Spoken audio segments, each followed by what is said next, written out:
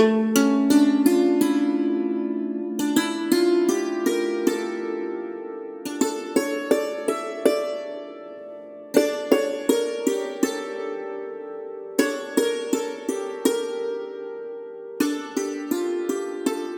and welcome to So You Think You Can Rule Persia, the podcast where we rate and review all the kings of Persia from Diocles to Yazdegerd III.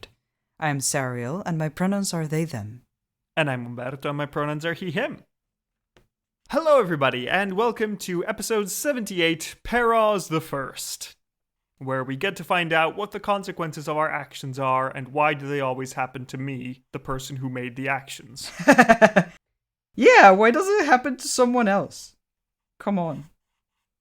Do you remember, Sariel, what consequences Peroz has caused? Oh my god!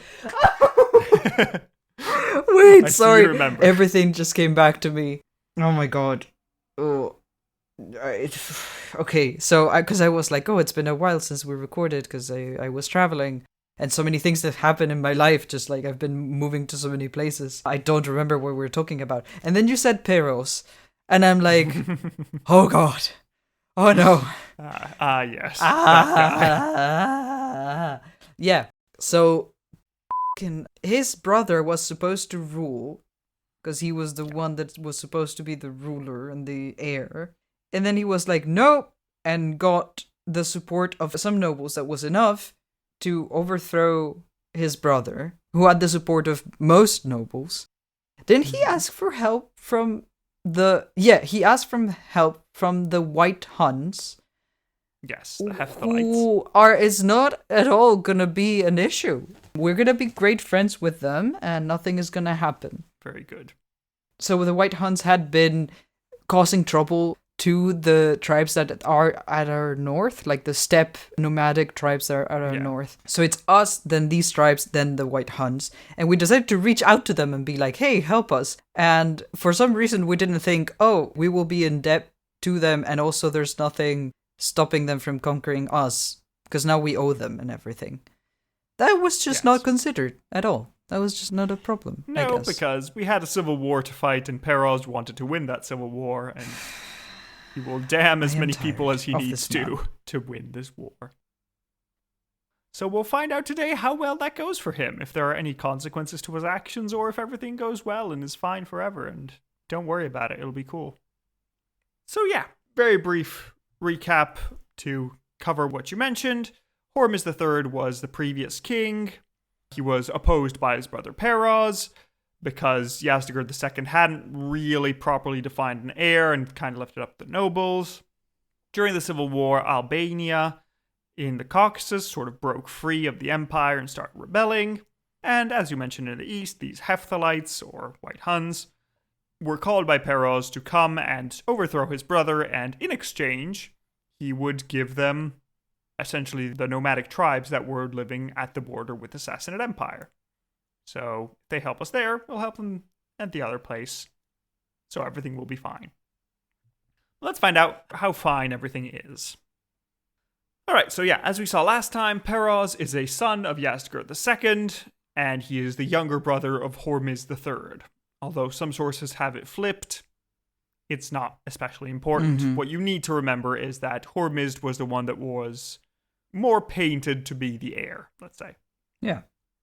He actually knew what he was doing, because he had been taught to. Yeah, he had been running the kingdom of Sakistan in his youth, and so he kind of had the practice. But yeah, upon Hormizd's coronation, Peroz then took the support of the Mehran family and fled to the east of the empire, where he met up with the Hephthalites and said, hey, do you want to help me beat up my brother? Mm-hmm. He then defeated his brother in battle and either killed him and his immediate family or pardoned him, but probably he killed him. Although some of the sources say that it was the head of the Mihran family, a man called Raham Mihran, who gave the order. So it's a powerful noble executing a king because he kind of can and he thinks it would be a good idea. So that's interesting. Now Peroz is king. Let's see how well he does at the job he killed a bunch of his family for. Here, you have what you wanted. Happy now? Yes, we'll see. Do the thing. I poke him with a stick. Go. Poke it, do, behave. So, well, the first issue he has to face is Serial. What is it? I mentioned it briefly before, but let's see if you remember.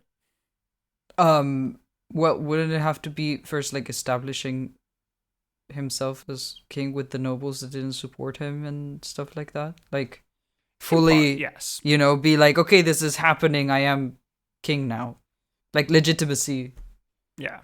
So, a lot of the nobles seem to broadly, if not accept him, at least tolerate him after he won the battle and has this massive honking army of nomads at his back. I guess. It's like, okay, please don't hurt us. Please take your nomads back where they came from and don't harm us. I guess first issue then on the plate will be getting the nomads back where they came from. Yes, that's going to be like the second one he faces. Being like, okay, thanks for the help. Bye now. Yes. Are you going to leave? Is that cool? Uh-huh. But no, the first issue is, as you mentioned, establishing legitimacy, and we had that the Kingdom of Albania had rebelled. So what better way to establish that you are the man who is meant to be king than crushing a rebellion? Yeah. So let's go. First of all, Peroz sent his patron, Raham of the Mihran family, at the head of an army against the Albanians. There, things went quite well. The Albanian king's son was captured, and their army was defeated. So, starting well, but the rebellion didn't really end. The Albanians then invited some Huns over to take over a fortress in the area and continue to fight. So these are more nomads that are interfering. But at this point, Peroz looked to his new friends, the Hephthalites, and said, hey, you're kind of Huns. Do you want to fight some different kind of Huns? I will give you a buttload of gold for it. And they said, yes, sounds good. Oh my god.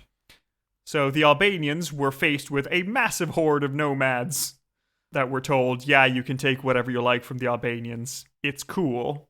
They're rebelling anyway. Is that another kind of Hun? Like... Apparently. The Albanians had invited some kind of Huns to help them out. Oh. But yeah. I see. Because I'm like, I don't see how this makes sense. But yeah, so the Hephthalites come in and do Peroz's dirty work for him once again, and they crush the Albanians. The Albanian king surrenders and eventually retired to the monastery, leaving the land without a king and easy to re-assimilate into the empire. So that's nice. But it looks like Peroz understood the causes for this rebellion because the kingdom was majority Christian and wasn't happy with the persecutions of Yazdegerd II. Mm-hmm. So it looks like Peroz decided not to start persecuting the Christians in Albania, but just let them be. Which also probably helped in shortening the rebellion, because everybody was told, no, trust me, I'm going to stop persecuting you, it's fine. And everybody was like, okay, fine, that sounds good. Fine, yeah. However, it looks like Al-Tabari tells us that Peroz acted properly and religiously, which, if you remember that these sources are from the Zoroastrian priesthood, probably means that even though Peroz was merciful in Albania, he still probably continued his father's persecutions of Jews and Christians in different cities across the empire. But they don't have to know. Yeah, it's just in a different part of the empire. There's fewer Christians here, it'll be okay. How would they know? There's no, messenger. There's no mail. There's no... The Christian community would probably send things. They're good at sending letters. They'd say, hey, things are not fun here. I assume they'd just be invited to move. Or, take the crown of martyrdom. That's a thing that they're into. But anyway, Peroz then went on trying to consolidate his power even more, so he wanted to tie himself to the Mihran family that were his patrons. So he apparently married a princess of their house, and at the meantime gave important positions at court to those who had supported him, because that's kind of what you do after you won a civil war. But then Peroz was struck by misfortune, which wasn't his fault for the once. But hey. The empire suffered apparently from a 7-year drought and consequent famine, which, not a great way to start your reign. No, that sucks. We'll do the best of what we can. And apparently Peroz managed to face this reasonably well. He showed his worth by distributing food among the poor, abolishing taxes, and opening up the treasury to those in need. Oh my god, really? Is a positive spin, yeah. That's what you want your king to do during a famine. Wow. Impressive. Okay. I'm really sad, actually, that I consider this impressive, because this is what you should do. You know, it's nice to do the bare minimum. That's fair. But apparently he was also really intent on getting cities and villages to take care of each other. Because he said that if he received news that even a single person had died of hunger in a settlement, he would punish all the settlement for it. Huh? But it's not their fault? Well, they should take care of each other. Yeah. It's like saying, if you see that your neighbor is dying of hunger, then give them something give them some to eat. food. Yes.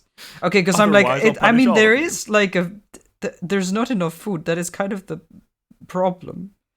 So like, if people die, like, yeah, he's presuming that, if there's people who are just living richly I love this in a community, and this is so funny. It's like, keep each other alive or else. Yes. Just kindness through fear. Yes, exactly. I think that's very funny. Yeah, it's good stuff. You need to force you people will to be kind nice sometime. Yes. Or else. Yes, or else I'll give you something to cry about. But despite this crisis, Peroz still has some debts he needs to fulfill, because he promised the Hephthalites that he would help them crush the Kidarites, that were these nomads on the border of the empire. So, yeah, it's kind of unclear why exactly Peroz is doing this. It might be that this was part of the deal he made with the Hephthalites, and it was, yes, we need to conquer these people. It could also be that Yazdegerd II had paid tribute to the Kidarites for peace, and Peroz thought, we're starting a new kingdom, we can't afford paying tribute to other people, let's just end this and make it all simpler. What if we stop paying? Yeah. I know we're paying, but what if we didn't? Or it was sort of like a quid pro quo with the Hephthalites where we can split the Kidarite lands between us and everything will be better and I get to pay my debt off. So that'll be good. I see. Yeah, it also seems that Peroz asked the Romans for help in this expedition, but diplomacy didn't do much there. It was fine, essentially. Didn't he try to ask the Romans for help for his civil war? It doesn't look like it, not that we know of. Mostly because his main support base was in the east, and it would have been complicated to communicate with the Romans. So essentially, in the end, there was a great war where the Sassanid Empire and the Hephthalites crushed the Kidarites between them in a pincer movement. This was such a successful war that the Kidarites were entirely destroyed. We do not hear of them anymore. Their kingdom was split between the Sassanids, so Peroz gets some new land, and the Hephthalites get their own land. So now we are bordering the Hephthalite Cognate, which is also bordering China. It's big. It's chunky. Damn. We'll see how well that goes. Oh, I'm sure there will be no problem whatsoever. Yeah. But hey, success. We managed to pay off our debt. The empire is stable. So now we're good, right? I'm surprised at how things are going. The empire's doing reasonably well. Yeah, exactly. It looks like there was still the Huns that the Albanians invited over were still kind of occupying a fortress. So it looks like Peroz kind of asked for Roman help with this to fix the issue. We're not sure how exactly that went, but it looks like the Romans contributed funds to pay for the security of the Caucasus, which, is always helpful. It looks like Romans are paying us tribute. You could make that argument, and at the same time, it's a good amount of money. We need to, help the empire from that 7-year famine we're in. So that's quite a lot. Also, you'll be excited to know, Sariel, we have now entered the Middle Ages. Oh my god. Yes. Wow. High Middle Ages. The early Middle Ages? Yes, the High Middle Ages. In the geographical area we're in, it's a meaningless distinction because nothing much has changed. It's basically the same. But in the West, Rome has fallen. In the West, they're in the Middle Ages. Yeah. Okay. Rome has fallen. They're in the Middle Ages. You could argue that the Middle Ages start when we finish Yazdegerd III in our region of the world. Okay. If you want to make that distinction, yes. But, if you're just using Western European periodization, we're now in the Middle Ages. Watch as nothing changes. But as you mentioned, Serial, bordering the Hephthalites is a problem. Yep. Are we gonna acknowledge it, or like... Because the Hephthalites decided that, well, they own all the steppe. That's cool. China is doing quite well right now, so we're not going to attack them. But Iran just went through a civil war. They went through a massive famine. Might be a good time to attack them now. I mean, true. So the Hephthalites decide to break their treaty with Peroz, if they had a long-standing treaty at all. And, well, it's time to attack them. So we go to war with our previous allies. Peroz stopped his payments to the Hephthalites and marched off to face this new threat with all the royal army together. Although, apparently, this got confused in tradition, because Al-Tabari tells us that the justification for which Peroz attacked the Hephthalites was that they were being too gay, so... Excuse me? It was time to attack them, I guess. Gay as in happy or gay as in homosexual? Gay as in homosexual, yes. Excuse you? When has this been a problem? Although Procopius says that the Hephthalites are the only Huns that aren't ugly, so maybe there's something there. Who knows? Well. Stuff happens. Okay, but I've never heard this excuse before in the ancient world, so like... Well, it's been used now. We'll see if it's Was it really? I am so... I mean... Okay. That's what Al-Tabari tells us. He's writing 400 years after this, so... He might have gotten confused. Maybe he already got the homophobia. Yes. It might be. Okay, that is funny. But, I mean, it's sad, but it's, you know. Yeah. So, okay, Peroz marches into the east, and it looks like he won a few battles against the nomads, but this is when disaster struck. Because in a valley near Gorgan, the Sassanids were marching deeper and deeper into the valley, surrounded by woods. They were speeding forward to catch the Hephthalites that seemed to be running away and neglecting to do the appropriate reconnaissance. Yep. That's not great. That's not very clever. That's how you get killed. Yes. We're told a very Zopyrus-like story that a servant of the Hephthalite king had had his hands and feet cut off and was placed on the road of Peroz's army. And when they found him, he said that he had been punished because he thought that they couldn't defeat the Persians. And now that he had been punished, he was willing to show them a shortcut. Trust me, follow me, this is a totally legitimate shortcut. It's labeled not a trap for a reason. Apparently, there was a Roman ambassador with Peroz at the time. And he told the king a story of a lion who stumbled on a tied up and bleeding goat. But when the lion leaped onto the goat, it found that it was a trap and was caught by the owners of the goat. Which is very Jurassic Park, but hey, There we go. So clearly this Roman ambassador has tried to tell Peroz, hey, you know this is a trap, right? Like, I don't want to tell you publicly because you're important here and I'm trying to like you, but... Here's a tale for no particular reason. Here's a small story that I just like got reminded of. Not because of anything, I just, sometimes I think about stories. That's cool. So when Peroz and his royal army was deep into the forest, far, far away from where the main road was, they were suddenly entirely surrounded by the Hephthalite army, and Peroz was unable to really fight back because he saw that the situation was lost, so he surrendered and was taken prisoner by the Hephthalite Khan. So that's not great. Nope. The Hephthalite king lectured Peroz about his carelessness. How can you be so stupid? Yes, how could you? I mean, come on. I thought this was obvious, but you fell for it. I can't believe it worked. My dude. I feel bad for you. And he said, but don't worry, we all make mistakes. If you bow before me, I'll let you go. And, well, Peroz was imprisoned without an army and without many options, so he decided to accept. But he tried to save face, because apparently the Zoroastrians would prostrate themselves before the sun to pray. So Peroz organized the situation so that he would kneel with the Hephthalite king having the sun at his back.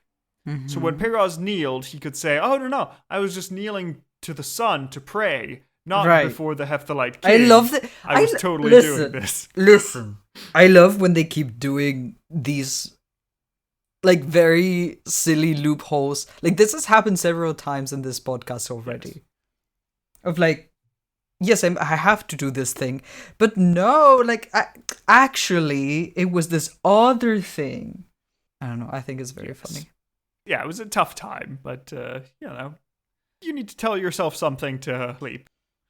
Also, probably when you're sending a letter to the nobles back home, you're saying, "Hey, so a thing happened." I had to bow before an enemy king, but trust me, it's fine. I'm still totally legitimate. Please don't overthrow me. This is fine. I was just being extra religious. Please don't. Yeah. Please don't hurt me. It's fine, I promise. In the end, Peroz was let go with the payment of a hefty ransom, some of it seemingly sent by the Roman Emperor Zeno, apparently. He had to surrender a key eastern trading city and give yearly tribute to be paid as protection money, which is not a good look, because if we are arguing that the Romans giving us money is the Romans being subservient to us, what does it mean that we're paying money to the nomads? It means that we're their vassals. Well, that's different because good. They helped us, so that we're just paying them back for that. Yeah, that's probably the way you could spin it, but right? It's kind of it's unpleasant. But Peroz is not happy with this. Peroz wants to have his revenge. He wants to show that he is actually worthy and he won't just be bossed around by these nomads. This time he knows their strategies. This time he can do it. So he gathers an army again and he goes to attack the Hephthalites a few years later. This time, he tried to gain the element of surprise by quickly crossing the desert from areas that the enemies didn't know. Mm-hmm. So he tried to do that. Problem is his guides got lost, and so he was stuck in the desert without guides. Yeah, and he didn't really know where to go. This is why people don't do this. Yeah. Maybe there's a reason. Yeah. But when your guides get lost, Yeah, that was poorly organized. And his men start to die from thirst. Yep. As you do in the desert. Yeah. That has to be terrifying. Eventually, they found the road again. Guess who was on the road? It was all the Hephthalites. Yep. With their army. And they were like, hey. What the hell are you doing here? Look at you. It's nice to see you again. Would you like some water? Yeah. We'll give you some in exchange for a massive tribute. Thanks. Yep. Yeah, Peroz was just like, sorry, I was looking for the bathroom. And I don't know what happened. I got turned around. Yeah. So Peroz is imprisoned for the second time. But this time, he's imprisoned with all his harem. And his son and heir, Kavad. Oh boy, this does not look good. It's not going well. Nope. It's not a great situation. So, in this sorry state, without much of an opportunity to do anything, Peroz was forced to sign a treaty that committed him to maintaining the peace. So, no revenge missions anymore. Peroz, stop it. Mm. And he had to pay 30 mule loads of precious goods as a ransom for himself. Problem is, he wasn't doing well financially because he had been paying the Hephthalites a ton of money before already to get them to not attack anymore. So he only had 20 mule loads of riches. So what do you think the Hephthalites asked for if he couldn't pay for all of his own ransom? Oh boy. Like the throne? The heir? Yeah. Yeah. Essentially, right? Yeah, that's what you do. Did you see this, guys? I'm learning about history. It's only taken 70-something episodes. Look at you. You could be a Hephthalite Khan as well. You'd do a great job. Don't say that too loud. I'm just job opportunities could always appear. I'm just a nobody from Spain. It's fine. It's fine, guys. Sorry. I am a well-educated and skilled human from the same land that brought you Trajan, the Roman emperor. Exactly. Yeah. I can sell myself. I know how to do that. You can do it. So yeah, Peroz pays the 20 mule loads he has, and then he tells his son and heir Kavad, okay, Dad will be back in a few years. Don't get murdered by the Hephthalites, please. Okay, bye. Have fun with your hostage keepers. We'll see what happens with an heir being raised by a foreign power. So how did they treat them? Like, they kept him, like, and just, so, like, educated him? Or, like, what? Yeah, so you shouldn't think this is a horrible... Kavad is being kept in a dungeon. Kavad is being raised as an honored prince among the Hephthalites. He is being raised with the future Hephthalite Khan. So, it's pretty good, you know. It's a good life. He is doing well. He's not being abused or anything. He is mostly being taught by the Hephthalites, presumably lessons that will make him friendly to them, or a puppet if possible. Yep. And at the same time, if Peroz ever tries anything, Kavad can be executed. Yep. And like, they'll treat him well until his dad does something stupid, right? Yeah, exactly. They're saying, as long as Peroz behaves, the Hephthalites are going to keep Kavad safe and sound. Cool. But if he doesn't... That is smart. Well, there we go.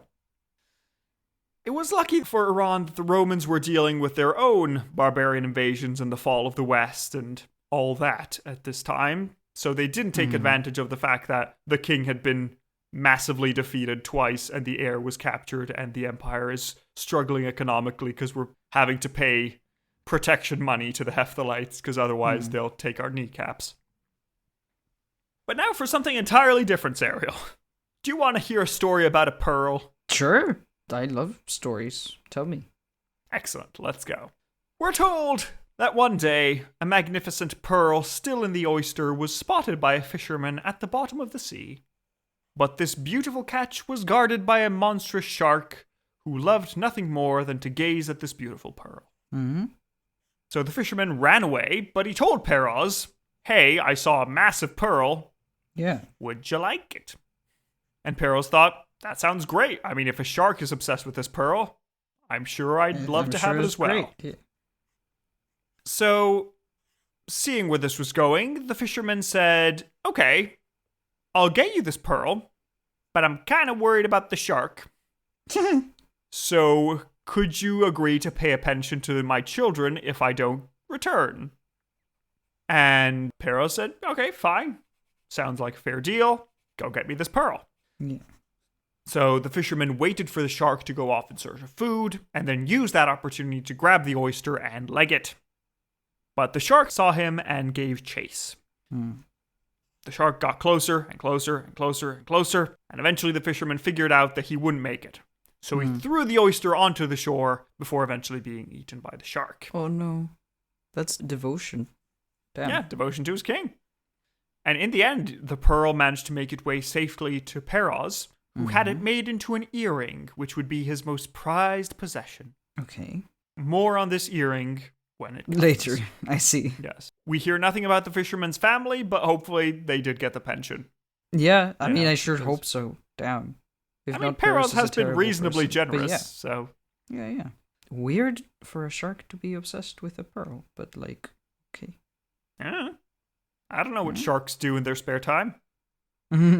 Maybe they like gazing at a good pearl. Maybe. Might happen.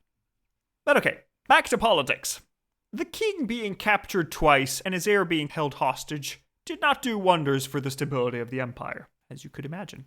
Yep. And rebellions broke out in the west, with Armenia and Caucasian Iberia rebelling like the Albanians had done at the beginning of Peroz's reign. So the war went on for a while, and Peroz managed to suppress the Iberian revolt, with their leader Vakhtang betraying the Armenians and surrendering to Peroz. So essentially there were these two rebel groups. Vakhtang, the Iberian, said, "Hey, I'll switch to your side as long as the Armenians get to lose." And Peroz accepted his surrender. That's good. But the Armenians themselves remained unbroken. So they managed to continue fighting, continue rebelling.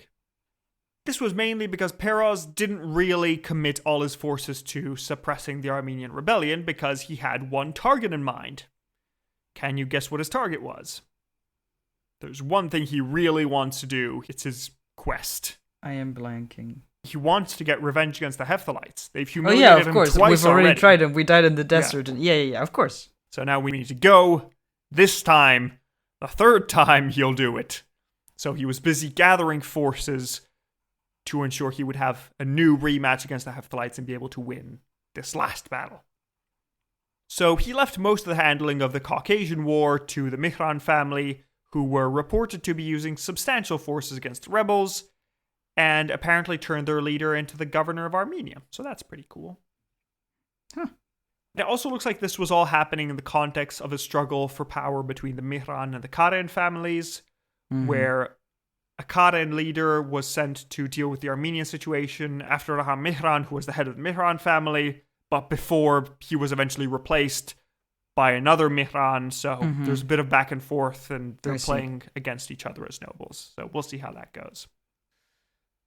But before heading east for his showdown with the Hephthalites, Peroz convened a Christian church council at the city of Gonda-Shapur, where it was decided that Nestorianism would be the official Christian church in Iran, which has the advantage of gaining more state control over Christian doctrine, and also helps separate the Eastern Church from the Roman one. So any rebellions of Eastern Christians will be less likely to find help from Rome because they're different types of Christians now. So we're sorting that out. Things are being cleared up. But then, well, time passed and Kavad came back from the Hephthalites. His period as a hostage was over, so he managed to come home to Peroz. Peroz decides, okay, now we attack the Hephthalites, and this time we get to kick their butts. Did we? Well, funny you should ask. Because Peroz decided to go in the east, and he wanted to be very cautious this time, because fool me once, shame on you. Fool me twice, shame on me. Fool me thrice, I'm asking for it now. Yeah. Fool me thrice, actually, maybe I deserve it. Yes. So Peroz is trying to be very careful. He has a massive army. He's gathered all the forces that the Empire can muster because this time he's serious. This time he wants to do this. Everybody was kind of on edge and fearing this was a bit of a suicide mission because the last 2 times didn't work out. What's going to happen this time? At one point, he reached a tower at the far northeast of the Empire, which was built by Bahram V, Bahram Gur, remember his grandfather. Right. And this tower marked the edge of the Empire and a frontier not to be crossed. So what do you think Peroz is going to do to go past this tower but not get bad omens? Is he gonna move the tower?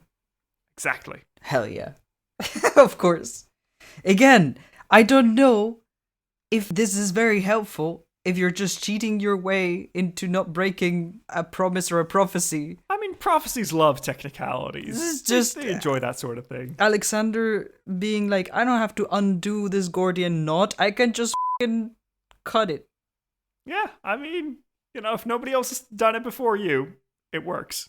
Like, there's a clever way of getting around prophecies, and then there's the barbarian way of like, I'll just use Excalibur attached to the rock.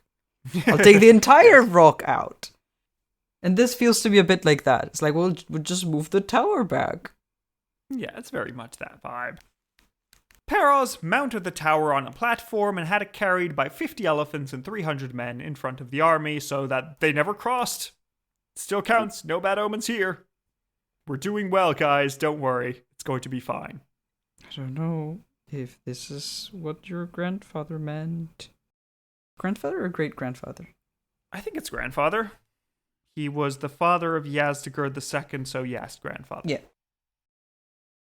But at last, the Sassanid and Hephthalites armies meet together on the field of battle in modern Afghanistan. And, well, the battle seems to go great. Peroz sees the Hephthalites, they're retreating. After them, let's follow. No, don't. Isn't this what people do? They make you follow them and then they shoot at you with arrows from their horses. Oh, you should have. Isn't this a thing we used to do? We used to do it, but apparently, yeah, not great. So, yeah. Cool. Peroz chases after the Hephthalites. The army is absolutely surrounded and butchered. Yep. I'm not surprised. The whole Imperial army, which was the collection of all the soldiers that the Empire could muster, several of Peroz's sons and brothers, that were in battle with him are all killed. And Peroz himself falls into a great ditch that the Hephthalites had dug to control the battlefield and funnel the Sassanid forces where they wanted them. Yep. And Peroz falls into this great ditch, and his body is never found. Yep. He is the first Sassanid king to be killed in battle against a foreign enemy. The very first? Yes. Damn. Well, all the others had died in battle against their family members, but true. the first one to die. Yes. Oh my god. Hormuz III probably died in battle against Peroz, but Peroz is the first to die to the nomads. I mean, I have to say, that is impressive. That is, like, respectable. Yeah. I mean, that's an origin. I expected him to be so much more boring and unimpressive than he was. I have to say, I think his decisions are stupid. Like, his decisions are not very wise and get him in a lot of trouble, him and the Empire. Yeah. But he's also, like, generous and takes care of his people, which I am a sucker for. I think kindness was quite good. He should be much more rewarded. Good, yeah. I am a big fan of kindness among humans. Yeah, that's quite nice. Even if you're, like, threatening people to be kind, that still counts. Yeah, that was a good one. That was a fun time.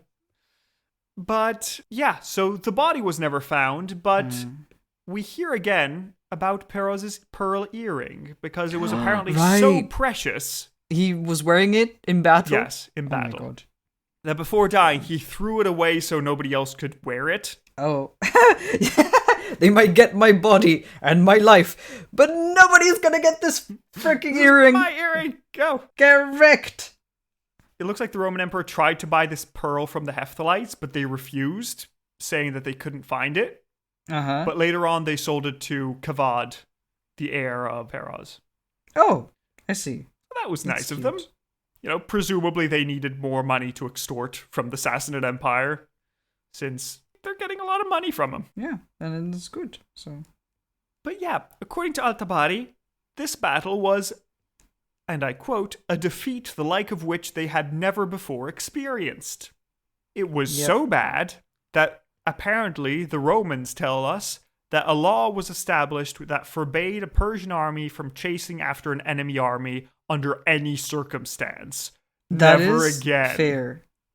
That is so fair, actually. Yeah. Worth it.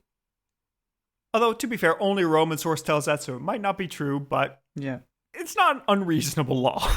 Having seen what happened, fair enough. So now, Serial, let me present to you the situation. We have no army. It's gone. We have no king. Many of the king's brothers are dead. Many of the king's sons are dead. A massive nomadic horde in the east is flooding through eastern Iran. So now what? Can we, go to bed and pretend this never happened? Yeah. The person who's probably thinking that is the guy who is now made king and has to deal with all this. Yep. Surprisingly, it's not Kavad. Or perhaps unsurprisingly, because Kavad is a kid. He's an adult, but he's the work experience boy. He doesn't know how to deal with the worst crisis the Empire has ever faced. That's not his job. He was just hoping to have a nice, easy succession at some point. So the throne is given to Peroz's younger brother Balash, which is actually just the name Vologases, but a few hundred years later. So we get another one. We lost a bunch of syllables, I guess. Yeah. And so now Balash has to deal with this. And deal with the worst situation ever. Damn. So join us next episode for that. We'll see how he does. I hate that for him. Yeah, this is not a great job to get. It's hey, everything is terrible. Please fix this. No, wait, why? I don't want to be king. Please leave me. What did you guys do? Anyone else? Yeah. So yeah, thoughts on Peroz? Surprised that I liked him more than I thought I would. Yeah. Because for me, he started at -5 points already. He feels very human. He makes decisions that seem like a good idea at the time. Listen. Do they? Do they? I mean, originally, if he says, oh, I get a free army to attack my brother, that's awesome, great. Consequences will happen to someone else, that's fine. So he attacks, and then he's like, I'm going to attack the Hephthalites 3 times, and then eventually constantly fails. Yeah. It's just, I can understand that after being defeated twice, he definitely wants to prove that he can do this. No, trust me. It was just the guys that were bad in the desert last time. No, trust me. This time we'll do a better strategy. But no, Peroz apparently suffers the consequences of his actions. We'll see what happens. Damn. But yeah, so are you ready to rate him, Serial, and see how he does against everyone else? Yeah, let's do it. Let's go. Our first category is final moments. How interesting was his death? Falling into a pit in the middle of a battlefield. I mean, cool. Like, actually in battle. Enemies that were his fault, yes. Yeah, he falls in the middle of the worst military defeat the Empire has ever suffered. Yeah. I think that's painful, like, socially, Yeah, pretty much. Embarrassing for him, but, like, also freaking cool. As deaths go, we've had a lot of, disappears, gets poisoned. Just, it's nice that we forget about him. It. So, like, we know that, he chased after the enemy, then he was trapped in an area, and he fell into a pit and was just dead. I also like that we have the detail that he just took the earring and was like, no, nobody's getting this. And he just threw it away. That's so funny and so petty and so, like, useless. Yeah. Not useless. I guess. What's the word? Futile. Yeah, well, yes. Unnecessary. Yeah. But, like, okay, Yeah, he tried. He did his best. Yep. Yeah, so that's his death. I'd say I like that we have detail. I think it's pretty good. Yeah. I like it's that kind it's of kind heroic, of his even fault. Even though it is his fault. Yeah, I like that it is his fault. He has to suffer for it. Mm-hmm. So I'm hovering around a 5. I could go above or below. I might go for a 6. I'm sorry, but, like, in this department, I've been starved. So yeah, that's fair. Yeah, I agree. I think a 6 is a good one because, it's his fault. We get a scene. We get the drama of the pearl earring and all that. Yep. It's good. It's a fun death. Okay, so with a 6 and a 6, we get a 6 out of 10 for final moments. Our next category is battle hardness. How good was he at war and fighting? Well, let's start with the good, then we'll get to the bad later. The good is he managed to defeat the Albanian rebellion, so that's gone. He won that. He also managed to destroy the Kitterite Empire with the help of the Hephthalites. Conquered some cities in the east. That's good. Then, back to the west, he managed to defeat the Iberian rebellion. And he sort of fought the Armenians to a standstill. It wasn't a great victory. It was okay. Yeah. It was fine, basically. On the downside, he lost one war with the Hephthalites and got captured. Yeah. He lost a second war with the Hephthalites and got captured again after getting lost in the desert. Oh my god. He lost a third war with the Hephthalites and got killed and lost the Imperial army and suffered the worst defeat in the history of the Empire. Yeah. I think militarily we can't give it to him, I'm sorry. Yeah. He made the big mistake of following an army that's retreating. Which, like, I guess militarily might make sense. I mean, if they were actually retreating... Yeah. Okay, fair enough. Yeah, you want to capture as many as you can so they don't come back to fight another day. But like, we know this trick. Sure. We know this trick. Yeah, this is what steppe nomads have been doing since the time of Cyrus. Cyrus died for this reason. Yeah. It's been a long time. Like, did they not know? Did they forget? Because, like, we have the benefit of hindsight, I guess. I was going to say foresight, but, like, no. Yeah, I mean, I guess that, in foresight as opposed to in hindsight, if it looks like you're winning the battle, then great. I mean, even just, like, emotionally, you're excited. You think, I've finally done it. This time we're there. We're winning. Let's go. But then, oh no, the horrors. That's... oh no, the horrors, truly. Yeah, it's like, well, it happens. It's not great. But, So I can understand somebody making that mistake. probably a better general wouldn't have made that mistake. Yeah. But clearly Peroz isn't very good at this. He's lost 3 times horribly. Yep. So, So what do you want to give him? Do you want to give him any points for the fact that he was leading in battle personally? Yeah, I do appreciate and that he defeated a few rebellions in the Caucasus. Do you want to make it that work? Like, the reason why he got to be king in the first place, I guess, too. Yeah, I also didn't mention that. You're right. He managed to gather an army made up of Hephthalites and the Mihran family and defeat his brother in battle and become king. That's true. Yeah, so at least, like, he did something well. Because, like, being in battle yourself, that counts in my book. Yeah. You're not a coward. Like, if we're going to glorify war like they did, then let's, right? Yeah, I mean, it's at least noble if you're going to be sending thousands of men to their deaths that, you have some skin in the game as well. And, exactly. Since he was captured twice and killed once, definitely did. Yep. He suffered the consequences himself. Yeah, I think I'm going to give him 1 point for winning the throne from his brother, and 1 point for the Caucasian rebellions, and nothing else. I think the being in battle personally is a rounding up, and suffering the worst defeat in the history of the Empire is bad to have on your record. Yep. So, yeah, I think I'm going to go for 2. How about you? Yeah, that seems fair. Fair enough. It's fair to me. So, with a 2 and a 2, we get a 4 out of 20 for battle hardness. Our next category is scheminess. How good was he at plots and manipulations? He did have some plots, because he clearly gathered enough support to try and overthrow his brother. He convinced the Mihran family with promises and threats that he would do it. He managed to convince the Hephthalites to join him in defeating his brother. That backfired spectacularly, but was kind of schemy. Mm-hmm. And then other schemy bits, I don't see many there. He clearly gathered support of the nobles on his side by bribing them and giving them offices and titles. So that's kind of in there, but nothing too much. I'd say it's a regular amount. I'm thinking like a 2-ish. That's what I have in my head. It's not massive, but there's something. He at least tried to overthrow his brother and succeeded. Yeah. Also another schemy. I don't know if you want to put that in schemy or if it was battle hardness. He did try and sneak up on the Hephthalites by going into a desert. I mean, that failed. That's more military than schemy.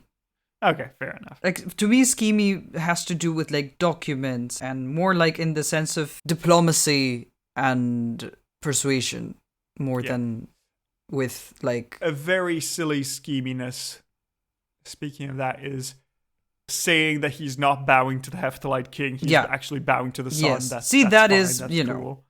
That is funny schemy. Actually, for that, I'm going to give him a 3. I think it's like... I see. Yeah, 1 for the nobles, 1 for the overthrow, 1 for the silly, I'm not bowing to you. You're not my real overlord. You're not my real king. Yes. So I'm going to go for a 3. How about you? Yeah, same. Okay, fair enough. So with a 3 and a 3, we get a 6 out of 20 for scheminess. Our next category is shock factor. How shocking was this man? Well, he overthrew his brother. That was pretty harsh. He invited a nomadic army into the empire to help overthrow his brother. Bold choice. Yeah. No, that was like decisions were made. Talking about elephants in rooms and all that. Yes. Oof. So that was surprising. He did do some persecution of Christians. Not more than his father, to be fair. He just continued what was already there, but it was never good. There. I was really surprised that he was so good about the famine and like he helped his people. I feel bad for putting this in shocking because like this should be the thing that the king does, but it's worth to be there. Yeah, also the threatening people to help each other was interesting. Yeah, that was very funny and shocking. That was good. Add that in. Then shocking. Well, he was captured twice. He had to give up his heir as collateral for money he had to pay. Yeah. That was harsh. That's also, That was pretty damning. And, well, he died leaving the worst defeat of the Empire. Yeah. Because he just kept going there 3 times. The thing is, I don't hate him as much as I thought I would. And as much as I thought I should given the fact that like he had so many terrible defeats and he put the empire into such peril. Like, I don't think he's a bad king somehow. I don't know if I'm wrong, but right now the like vibe that I'm getting is I mean, I think it's mostly the famine thing for me, but that shows that he's at least trying to do a good job. You know, also with Albania, he tried to pull back those persecutions. Mm-hmm. And I think he's trying. He's just not very good at it. Yeah, no, and he does a lot of stuff, right? Like he attempts a lot of ideas. It just they're poor ideas and they go badly. Yeah, I can't be mad at him because, like, to make a Roman example, Emperor Honorius is just useless and just sits on the throne and just watches the empire melt before him. And the only contributions he has are negative. Peroz is at least trying. Peroz isn't just sitting there watching the empire melt. He is actively doing things. They're not working out for him, but he is doing his best. Yep. So shock factor, I think there is quite a bit here. I'm fair, yeah. I'd say 2 for the heir's collateral. That's definitely bad. 1 is the first time we've actively given a serious amount of tribute to someone else, so that's another point. Overthrowing his brother, other point. Shocking that he's actually helping with the famine, another point. Definitely some bit of persecutions, and the threatening with kindness is an extra point. I'd go for 6. That's my reasoning. Yeah, I agree. I don't know if I would consider some of those things shocking, given the fact that, like, you know, this is history, we've seen these before. But, like, overall, I'm gonna go off of vibes and agree with you. I don't know why, fair enough. But, like... if it feels like a 6, it feels like a 6. Which, like, he's gonna get so many points, weirdly enough. I feel like it also has to do with the fact that we have been kind of starved lately. Like, people didn't have very interesting deaths, people didn't do much militarily, people didn't do much schemily. I mean, it's mostly just been a very peaceful period. We just had, you know... After Shapur II, we've had a long, peaceful period with Romans, and now Peroz is here, everything is on fire, so it's some drama. Yep. So with a 6 and a 6, he gets a 12 out of 20 for shock factor. Our next category is Aaron Shine. How good was he for the Empire in general and Iran in particular? Okay, let's start with the good things, then we'll list all the bad things. So good things, he manages to reasonably keep a handle on the Caucasus. He suppresses the Albanian revolt. He manages to suppress the Iberian revolt. The Armenian revolt is still there, but it's simmering. It's nothing huge, so it's mostly okay. He helps the empire in a time of famine. He tries to make sure that nobody's dying of hunger, and he reduces taxes, gives out food, tries to make sure that his people are doing well. He wants to make sure that even though, you know, it's 7 terrible years, it's still going to be fine. Yep. Or at least as good as it can be. Positive, he then expands the empire in the east. He manages to take down the Kidarites, which were long on the border raiding it for a long time. Now they're gone. They're not a problem anymore. That's good. That's positive. On the downside, he invites the Hephthalites. The Hephthalites are now our problem. You know, maybe they would have come in anyway at some point. Maybe they were just going to expand all over the steppe anyway, but Peroz is the one who invites them over. Yeah. Like, I mean, they were attacking the nomad tribes that were to our north, they were doing and they're that clearly already, like, you know. But we helped them get a border with us. Yeah, exactly. Like, we made it easy for them, which... Yeah, we could have helped, you know, the devil you know rather than the one you don't. Yeah. But now, well, they're there, and they have this massive empire. Maybe that would have helped our relations with the nomads, actually. It could have, who knows? That might have been a useful strategy to pursue. Peroz didn't. Nope, he sure didn't. His other negative side is he kind of destabilized the empire by declaring a civil war against his brother, when he could have just said, yeah, cool. Fair enough, you were groomed to be king. Yep. Have the job. Also, well, as we saw, Peroz loses the war twice. He is captured twice, which is terrible for prestige and legitimacy. Yep. He leaves the son to be educated by a foreign power. We'll see what effect that has in the future, but that's generally not advisable. And then eventually he is killed in the worst defeat the Empire has ever seen, leaving the East. We have basically no army left, and the East of the Empire is wide open for the nomads to just stream through. That's not good. Despite him trying his best, the Empire is a lot worse off. Yep. This is... When was the last time the Empire was struggling this much? Bahram II, maybe? It's been a long time. It's been a long time since things were this bad. Yep. I don't know what to do. I don't want to give him a 0 because he did something. I'm hovering between a 1 and a 2. What are your thoughts? God, things are so bad. Yeah. We'll see how the next guy we goes haven't with fallen, it. But, you know. No, but it's just a few bad choices in the next couple of years, and we will. Yeah. But see, do we give the lower score then to that person that makes those bad choices, or to this person? I mean, he's definitely made a lot of bad choices. Yeah. I mean, and, the Empire hasn't fallen yet. Fine. I mean, it would be a really intense speed run if he managed to make it fall. He could try. I mean, he has definitely put conditions in motion that the Empire could fall. Like, it's reasonable to think that if somebody doesn't handle this situation, the Empire will collapse. So it's not fallen, but it's close. But it will.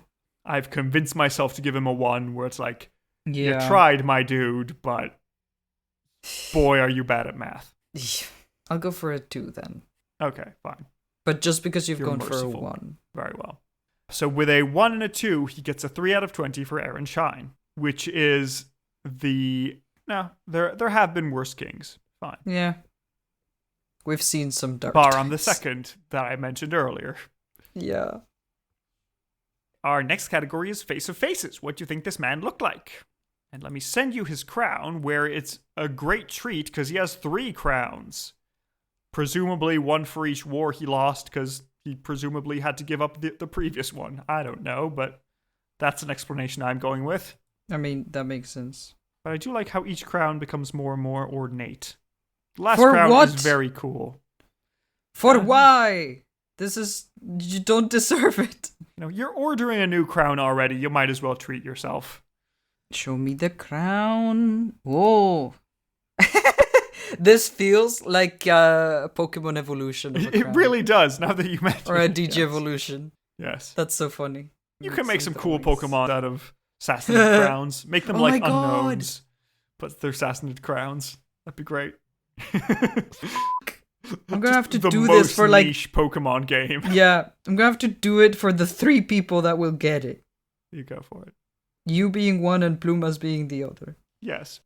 We'll appreciate it very much.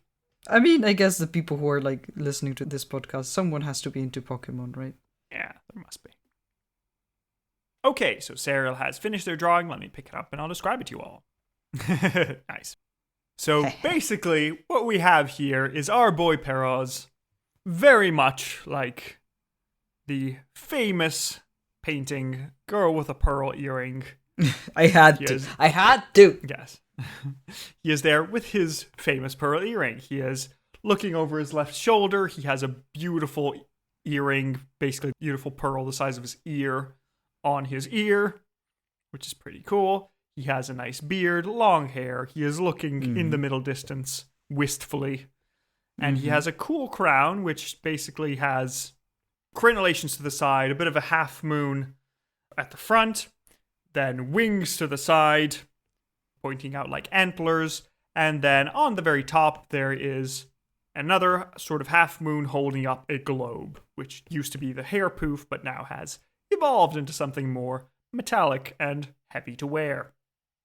So thank you very much, Serial. That is a great drawing. If any of you would like to see this, you can go to the Discord if you're a patron, or you can go to the episode notes in the description, or on our website in Serial's Portrait Gallery.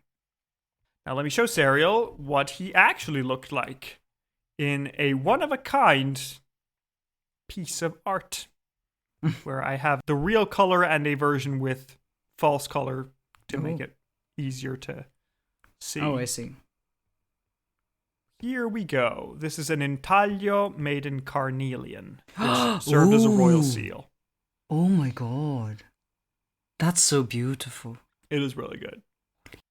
Okay, so that's so pretty. How big is this? It is.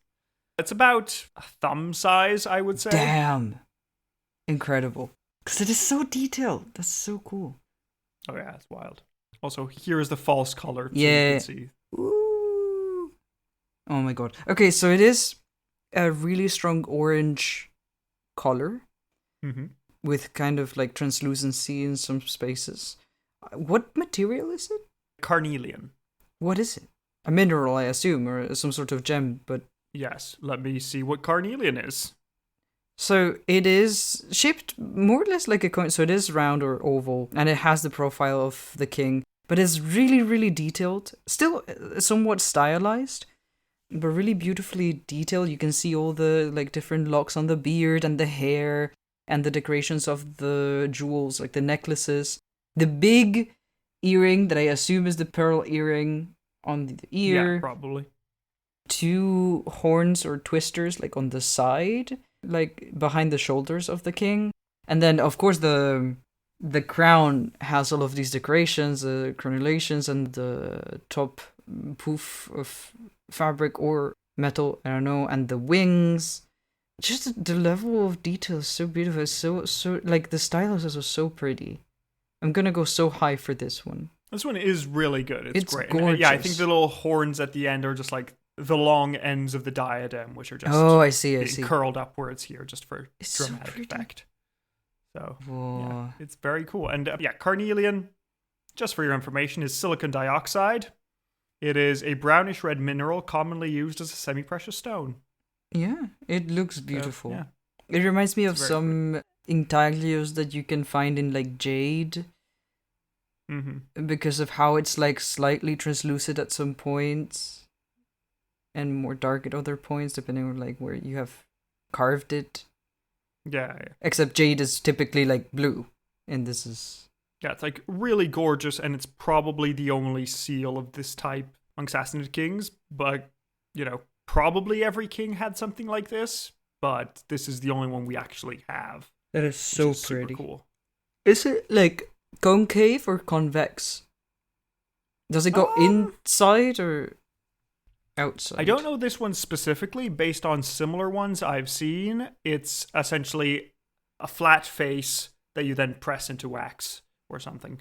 Yeah, so is it carved to the like? So it is carved to be a negative, essentially. Yes. Yes, it is a negative of it. Because in this picture, like with this lighting, it could be either way. Yeah, most of the ones I've seen in museums otherwise are carved in. But that makes sense because if you're using it to the press easier way to do wax, then you get you get the relief. Yeah. No, but it makes sense. Yeah, now that you mention it, like I can see how it is carved in and not out. That's so pretty. Like, people, you need to go see this at our website or wherever this shall be posted. If you have a moment, you can like actually look it up instead of just listening to the audio. It's so pretty. Yeah, so what do you want to give this gorgeous portrait of Peroz? I'm gonna go with a 9. I don't know why not a 10, honestly. I'm gonna go with a 10. I'm also wondering why not a 10. See, the reason why not a 10 is that there isn't a story behind it. But I think it's just so beautiful the thing that is, it just deserves I gave it. Alexander's portraits a 10. True. I think. Let me see who you gave a 10 to. But that is also because with Alexander we have this whole, like, essentially he became a fashion icon. Yeah. And you have this entire, like, throughout... Oh, I gave it to Antiochus? Yeah, you gave it to Antiochus the Great, Seleucus Nicator. You gave it to Mithridates the First. Okay. So we've had several 10s. Then yes, then we had like Shapur with his Roman emperor bowing to him. Ardashir with his new thing. I think he deserves a 10. I think this is a damn good intaglio. We like this sort of thing. Fund the arts and intaglios. Okay, so yeah, with a 10 and a 10, he gets a 5 out of 5 for Face of Faces. Our next category is lengthiness. For how long do you think this man reigned? Oof. 15 years. 15 years is actually quite a bit less than what he actually reigned. Oh. He reigned for a grand total of 25 years. Oh, okay. He had a chance to lose 3 separate wars. That's true. That's true. Not to put too fine a point on it. But No, you are right. You are correct, yeah. So, he ruled from 459 to 484, giving a total of 25 years. We're in the Middle Ages now. Hooray! Nothing has changed except we made it. We have a lot more angry nomads. Yep. But take 25 years divided by 10, we get 2.5 out of 5 for lengthiness. Which brings us to the final score, which is a grand total of 38.5 out of 100, which is a more than respectable score, which places him above Vologases I, who basically took Armenia from Nero back in the day and restored the Parthian Empire to some stability. And just under Demetrius I, where we had a whole heist plan, he sort of helped the Seleucid Empire get back, and it was a little bit the beginning of the end for them, but still, Peroz has a very respectable score. It's not up to the highs of Ardashir and Shapur I, but he is in the top half of Sassanid kings. He is not the best, but he's not the worst. He's doing reasonably well in interest factor. But the last point is what's going to be interesting, because we need to ask, is he short-sighted enough? Is he beautiful in Taglio enough? Is he dead in a ditch enough to be called a Shahanshah? Or is he just a Shahanah? Honestly, maybe. I'm also on He's such a disaster. Like, for the terrible reasons, but like... You can be an interesting disaster, you know? It has been such a wild episode. I did not expect it to go this way. I just expected just tragedy to happen and then that's it. But like, he lasted for so long and things got so much worse while he lasted. Things got a lot worse and he tried. He genuinely tried. Yeah. It's the sort of thing where, like, I know what's coming and that's clouding my vision a little bit because I know what's going to happen, what's to look forward to. But... Like, I think he is interesting. He is a very dramatic figure that causes his own doom. And, we have some fun stories. We have the earring. We have the moving tower around. We have the obsessively trying to get his revenge but failing constantly. Yeah. I feel like he's probably not going to win the rounds. I mean, he's definitely not going to win the rounds. Do you think he at least deserves a seat at the table? I think, yes. See, I came into this not thinking that he would get it, but probably... You came into this not thinking. But probably I think it's fair enough. It was interesting enough, there was enough drama and novelty that, congratulations, Peroz, you are a Shahanshah. You can go off into the Paradise Gardens and meet your great-grandfather, Yazdegerd I, and say that you had very different careers and very different impacts on the empire, but you'll be damned if you don't both have a good portraits. Yes. So there we go. Thank you, listeners. We hope you had a fun time with our most recent Shahanshah. As I mentioned to Serial, this is kind of a period of banger after banger after banger. So it's going to be intense, so... Okay. Hold on to your butts. Yeah, I will make time for recording. Yes, pretty much. We'll have to do that. So we hope you'll join us next time to figure out what happens to the empire. Does it just fall and we get a new dynasty or something? What happens? Everything is on fire. Oh god, oh god. Help. What is the aftermath? In the meantime, if you'd like to support us, there are many ways you can do that. You can join our Patreon, like our new patron, Panis Moyeri. So thank you for joining us. Thank you. Great to have you.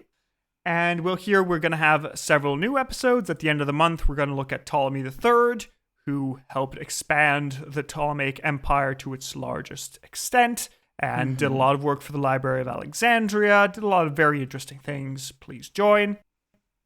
Otherwise, there are a lot of past episodes you can look forward to. There is Dionysus in India, Mani, Ashoka the Great, Han Wudi of China, Alcibiades, Themistocles of Athens. Lots of interesting people you can look forward to, and there's 15 backup episodes now. There's a lot of them you can look through. If instead you'd rather not support us monetarily, that's fine, but we'd appreciate if you could give us a review on your podcast app of choice to let other people know that you enjoy us and let more people know that we exist, so more people can know that Peroz exists. He has a cool intaglio. That's nice. Not many people know this, but you should. And yeah, in that case, without any further ado, we hope you have a lovely week, and we'll see you next time. Goodbye. Bye.